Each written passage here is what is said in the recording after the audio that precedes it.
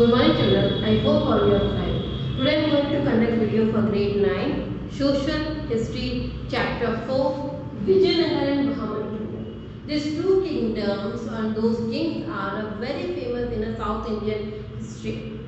Okay, in Vijayanagar you already heard about the lot of things about architecture, literature, prosperity, money, businesses, trade, all these things. So yes, we are going to start with the Vijayanagar Empire. So first we are going to start about the introduction, that how it started as the empire. So the establishment of Vijayanagar Empire is a landmark in Indian history, especially for the South India. There are so many dynasties on that time, which is maybe Yadavas of Devagiri and the Kakithas of Varangal, the Pandys of the Madurai, the Hosas of the Dwarsamudram. Those are the many dynasties already are there. Alauddin Khilji, who just did a violent attack for the Vijayanagar for all those empires, and according to those other result a political instability in the all of those different dynasties. So under those circumstances, Vijayanagar Empire was born. Okay, which means there are so many empires and so many dynasties there in the small parts. But after the attack of the Alauddin Khilji, all those are the vanished and they tried to declined.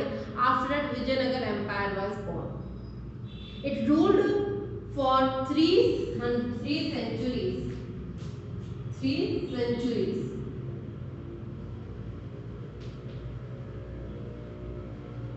It ruled 3 centuries in South India, and by 15th century it spread up to the Indian Ocean in the south, Bay of Bengal in the east, and the Arabian Sea in the west. Okay, who started this empire? Okay, so according to the introduction, we are talk about the Harihar and Bukka Rai. Those are the two persons who established this empire in the bank of the Tungabhadra river. The river name also you know that the bank of the Tungabhadra. Okay, and the person name is Harihar and a Bukka. So actually, and the year is the 1336. 1336 CE. Hampi became the capital of the Vijayanagar. First, when they started happening, Hampi became the capital of the Vijayanagar, and the Vijayanagar kingdom had to face the resistance of the following kingdom that were present during this time. Delhi Sultans, Gajpatis of the Odisha and the Bahmani kingdoms of northern Deccan. Okay, in the Vijayanagar Empire also there are 4 different dynasties ruled, which I'll write the name. First one is the Sangam dynasty. Second one is the Saluva. Third is the Tuluva dynasty. And the fourth one is the Arabian. So those 4 dynasties rule the Vijayanagar Empire: Sangam, Saluva, Tuluva, and Arabian. Okay, now we talk about the famous rulers of Vijayanagar dynasty. Okay, the famous kings of the Vijayanagar dynasty is the 1336 to 1486 were Harihar first, Bukka Rai, Harihar second, and Pradhudev Rai. Harihar had laid the foundation of the Vijayanagar Empire and developed a capital at this new history. Now we talk about the first Bukka Rai. Bukka Rai defeated the Reddayas of the Kondividu and merged Perikonda area with the Vijayanagar. Bukka Rai was successfully solving the religious war between the Jains and the Sri Vaishnavas on that time of period, because they both are trying to uphold the religious harmony in those period, in those empire, those areas. So in this fact, they are revealed by the one of the inscriptions in the Shravana Belgola. Okay, he constructed many forts and a few temples, and he started to encouraging the agricultural activities also. And Bukka Rai sent an ambassador in the Chinese court to just for the belonging to the Ming dynasty. Bukka's son Kampana defeated the Sultan of Madurai and enlarged his kingdom. His victories mark in a Madhura Vijayam written by Ganga Devi. So it's all about Bukhara. Now we talk about Harihar II. Harihar first with the Bukhara only, and he was the person who started the foundation. After that Bukhara, after that the Harihar II. During the 27 years of rule of Harihar II, the son of Bukhara, the Vijayanagar Empire comprised of vast areas. He took over his control in the Kondavedu, Kurnool, Nellore forts, all this thing.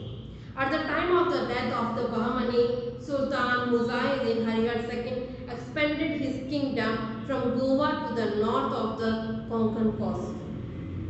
He occupied the fort on a fort which is a Pangala line to the north in the Krishna River in the year 1398 CE. So he was also very important ruler for the Vijayanagara.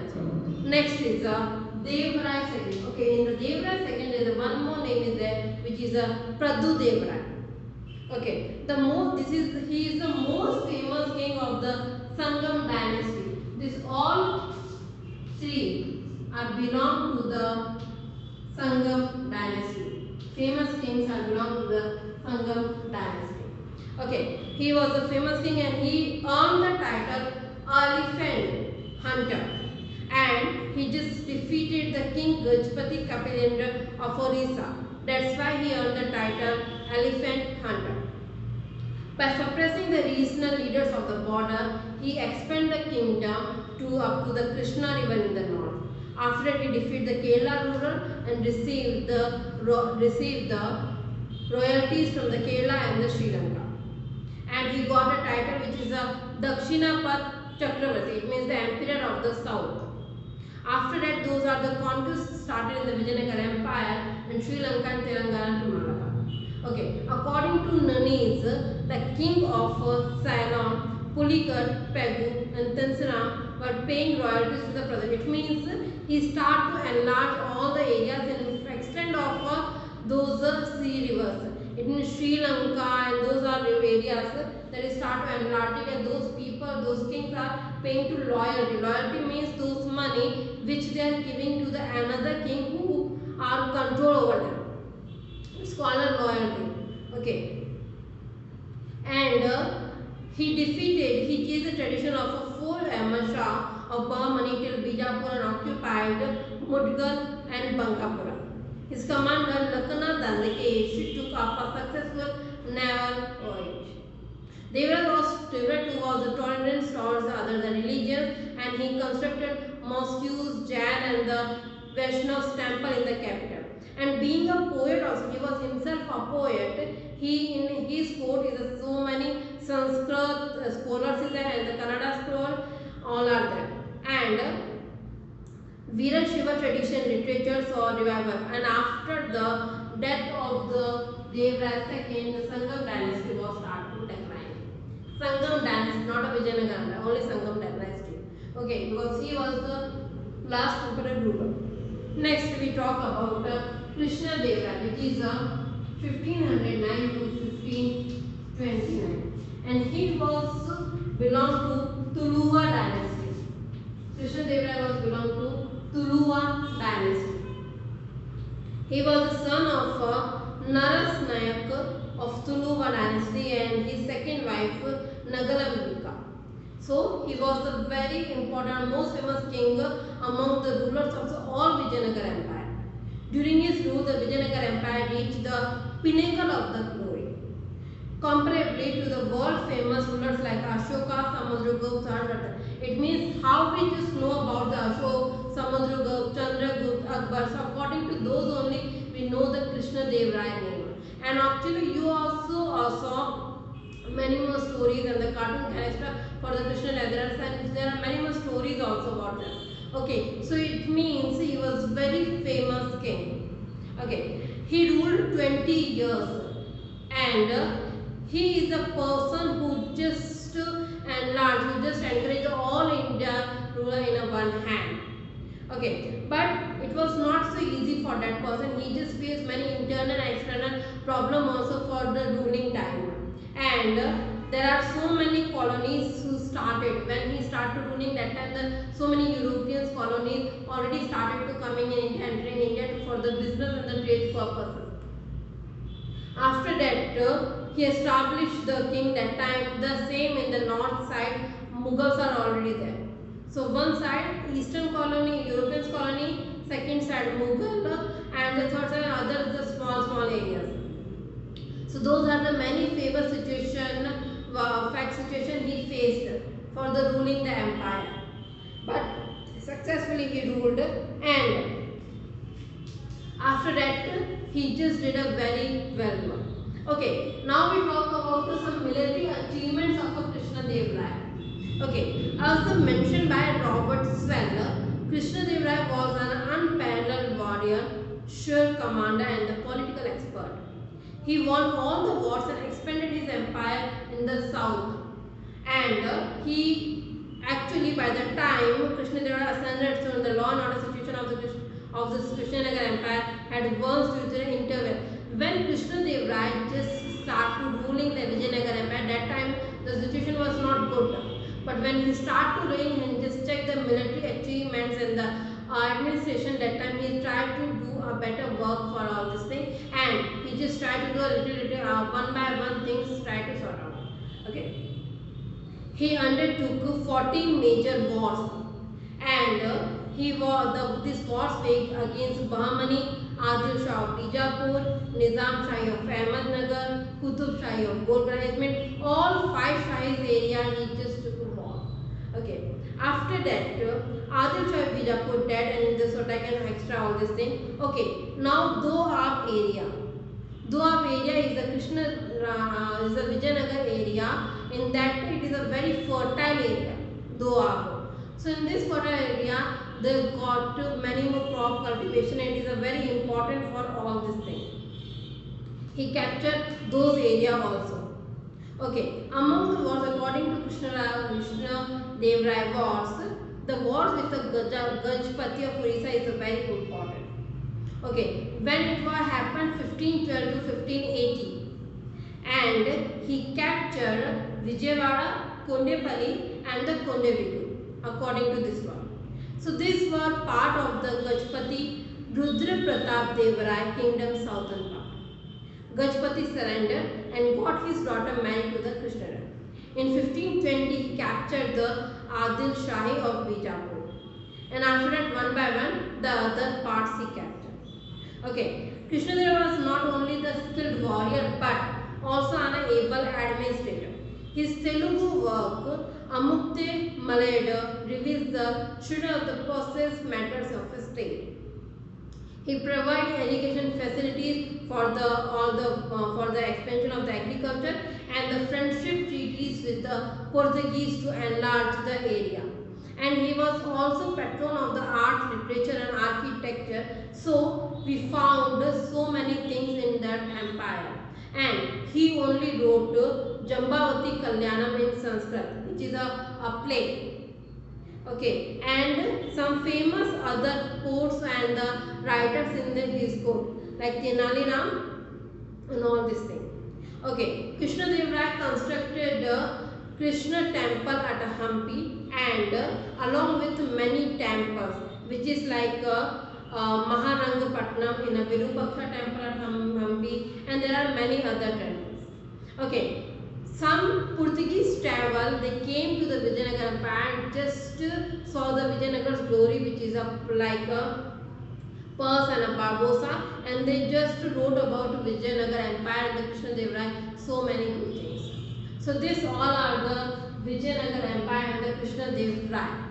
Okay, now we talk about after all those are the nice achievements, empires, kings, how the Vijayanagar Empire fall. Okay, after the Krishna Dev Raya, Achyuta Rai and Sadashiv Rai came to the throne. Those both are the Krishna Dev Raya son-in-law. Okay, and when they try to handle the administrative power, they are not able to handle properly. So in that condition, the Vijayanagar Empire start to fall. Okay, contradicting the frequent attacks by the Deccan, because on that time also the frequent attacks from the Shahis and the other areas also, so they are not able to control all of them. So in 1565, the united army of four kingdoms mounted attack on a Vijayanagar empire, and Ramarai's army was defeated in this battle and he died. So this victorious army of a Deccan Sultan plundered the glorious kingdom of Vijayanagar empire, and as a result the capital Hampi became a ruin, and after the Arivedu dynasty rule started. Okay, after the Arivedu dynasty rule started, and the Panikonda Chandragiri finally fell in 1646 CE. So the chieftain of the Mysuru, Kennedy and Chitradurga in Karnataka became independent. So how this is the reason that why the Vijayanagar empire declined.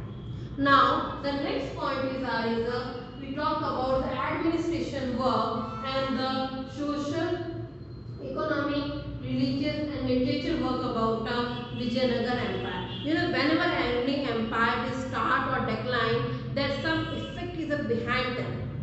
Those are maybe architecture things, maybe the religious thing, maybe the literature things, and because of all these things we are in the present time we are knowing about them. So first we talk about the administration.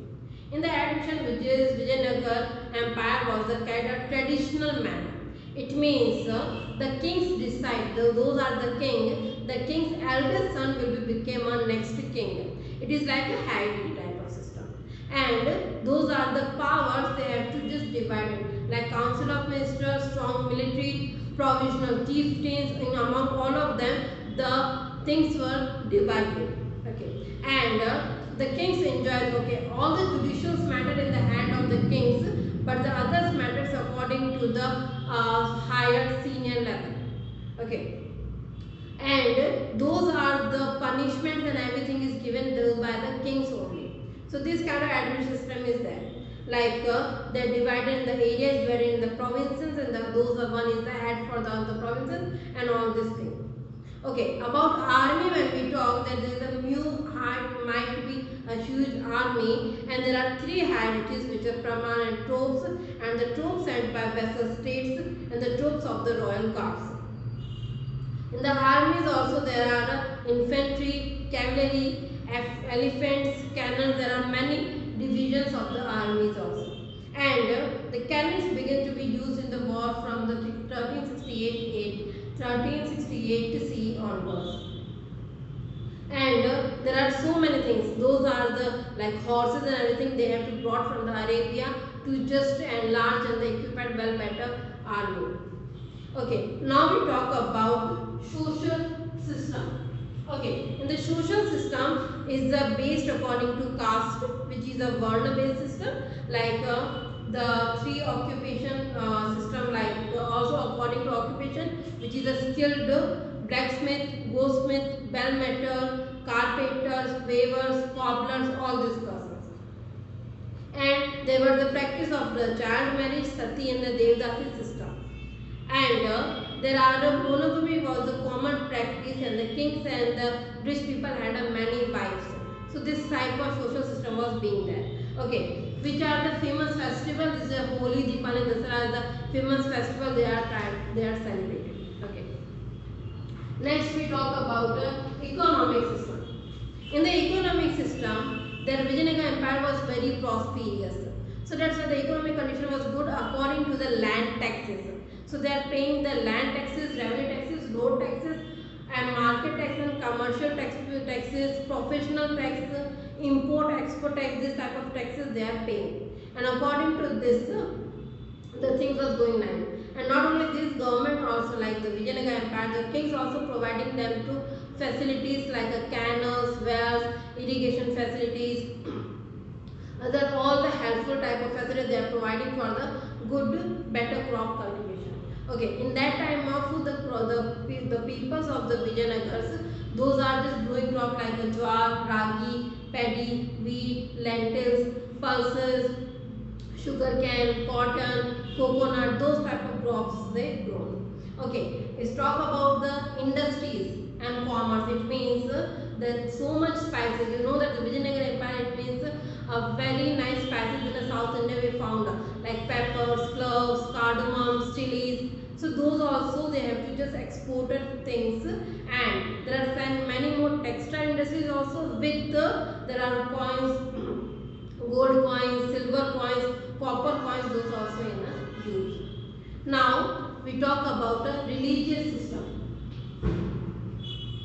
Okay, in religious system, there are all the religious encourage. It's not about only one religion. All the religious encourage, and those are the so many times there are conflicts between issues between the Jain and the Sri Vaishnavas. But the Vijayanagar kings, those are tried to solve with them, and they just gave to the all the religions the same importance, and just to build the mosque also, masjid also, temples also, all the things. Now we talk about literature. Okay, literature, it means they are showing the knowledge of that particular area and the which language is going to flourish. So in Vijayanagar Empire, Kannada, Telugu, Tamil and Sanskrit, all four languages flourished. And that time, the famous books wrote by some famous writers in the all four languages. Like Ratnakarmavardis wrote Bharat Teshwar Viva, Chamarsa wrote Prabodh Nikile, Kumar Vyasa wrote the Gadu Gina Bharata, like this type of books they wrote. If we talk about other books, then Kanak Das wrote Mohana Tarangini, Nala Charitra, Hari Pakshitra, and Ramadana Charitra are important. So this type of books. Okay, in the Devrai second, he was also quote and he had turned that as a Kavi Chakravarti. There were 8 famous poets called the Ashtadiggaj in the Krishna Dev Rai's court, and those name is Alasana Padmanas Manu Charitram and Timmanna's Praja Paritram, Tenali Ram Krishna's Ubatta Rajra Charitram are important works of this period. And Krishna Dev Rai court had also Tamil poets also. So that's why I told in that Krishna Vijayanagar Empire all 4 languages kings poets are there: Kannada, Tamil, Telugu and Sanskrit. So it means they encouraged every language to flourish, and every poet according to those languages to give their works for them, and just wrote about the Vijayanagar Empire. Okay, so children, today I am going to bind my session.